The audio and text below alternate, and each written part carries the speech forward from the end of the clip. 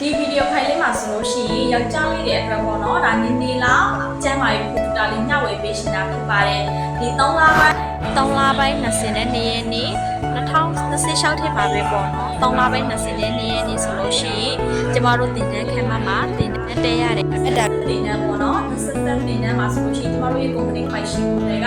ဆရာဝန်ဖြစ်တဲ့အခါမှာကျန်းမာရေးနဲ့ပတ်သက်ပြီးတော့သူကနည်းနည်းမျှဝေပေးတဲ့အခါမှာဆိုလို့ရှိရင်ဒီညာလေးတွေပါဆိုလို့ရှိရင်တကယ်ပုံမှာပေါ့နော်ဒါခရုစိတ်ခုလိုအပ်တာဖြစ်တဲ့ကဘာပေါ်မှာဆိုလို့ရှိရင်ယောက်ျားလေးနဲ့မိန်းကလေးကဘာကြောင့်ယောက်ျားလေးတွေကအသက်တိုတာမြန်ဆန်နေရတာလဲဆိုတဲ့အကြောင်း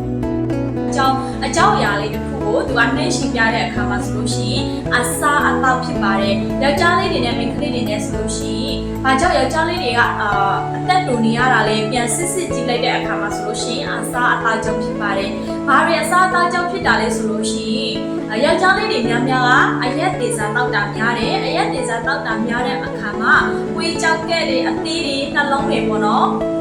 ဒီလိုမျိုးထိခိုက်လာတာဖြစ်တဲ့အတွက်မို့လို့အသက်တိုတာပြန်ဆန်တာဖြစ်ပါတယ်ဒါကြောင့်မို့လို့ကမ္ဘာပေါ်မှာယောက်ျားလေးနဲ့မိန်းကလေးနဲ့ရှင်းကြည့်လိုက်တဲ့အခါမှာဆိုလို့ရှိရင်ယောက်ျားလေးတွေကပို့ပြီးတော့အသက်တိုတာပြန်ဆန်နေတာဖြစ်တဲ့အတွက်မို့လို့ဒီဗီဒီယိုဖိုင်လေးမှာကျွန်မမျှဝေပေးရှင်တာကယောက်ျားလေးတွေကျန်းမာရေးကိုရှိပါကိုယ့်ကိုရှိတယ်ဆိုလို့ရှိရင်ကိုယ့်ရဲ့ကျန်းမာရေးလေးတွေကိုအထူးပြုစိတ်ပါရှင်ပြီးမှသာကိုယ့်ရဲ့ကျန်းမာရေးလေးကောင်းလာမယ်ကိုရှိရတဲ့မိသားစုတွေအတွက်ကိုကပျော်ပျော်ရွှင်ရွှင်နဲ့ကိုယ့်ရဲ့ဘဝတွေကိုပြတ်တက်ပေးရမှာဖြစ်ပါတယ်ရှင်အားလုံးပဲမင်္ဂလာ